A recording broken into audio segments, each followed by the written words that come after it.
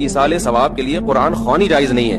قرآن خوانی جو اجتماعی سطح پہ ہوتی ہے نا، پبلک آتی ہے، سب قرآن پڑھتے ہیں، ہمارے ابا کا انتقال ہو گیا، تمام حضرات سے گزارش ہے ہمارے گھر تشریف لائیں، آج قرآن خوانی ہوگی، یہ عمل بدعت ہے، ناجائز ہے، کیونکہ اس طرح اجتماعی حیات پہ قرآن پڑھنا بطور عبادت کے پڑھا جا رہا ہے ثواب پہنچانے کے لیے، اور نفلی کام میں عبادت اجتماعی سطح پہ جب آپ کرتے ہیں اس کے لیے الگ سے قرآن و سنت میں دلیل کی ہمیں ضرورت ہے۔ جزاک اللہ۔ محمد یاسر نوال: مفتی صاحب، میرا سوال یہ ہے کہ میں ایک طالب علم ہوں، مدرسے میں ختم پڑھوانے کے لیے لوگ لے جایا کرتے ہیں، کیا ختم پڑھوانا جائز ہے؟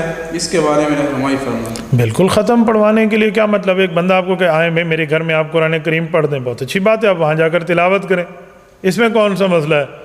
دیکھیں، بندہ بیان کرنے کے لیے بھی جاتے ہیں، آج فلاں جگہ بیان کر دیں، فلاں جگہ مسئلہ سنا دیں، فلاں جگہ، تو اگر دینی کام کے لیے جاتے ہیں تو اس پہ اجرت مجرت طے نہ کیا کریں، باقی آپ وہاں جائیں، آپ وہاں پہ جا کے بالکل قرآن کریم پڑھیں، گھر سے پڑھ کے بھی ثواب بخش سکتے ہیں، وہاں نہ جائیں تو بھی ثواب جاتا ہے، اور اگر جانا پڑ بھی گیا ہے تو پھر آپ جا سکتے ہیں، اس کو آپ یوں نہ سمجھیں بھی یہ کوئی حرام ہو گیا یا غلط ہو گیا۔ اس کے ساتھ ایک وہ ریلیونٹ سوال ہے اسی کے ریلیٹڈ کہ اجتماعی قرآن خوانی بھی کیا جائز ہے؟ اجتماعی قرآن خوانی کا کیا مطلب ہے؟ تھوڑی سی وضاحت فرمائیں میں تاکہ اس کو وضاحت کر سکوں۔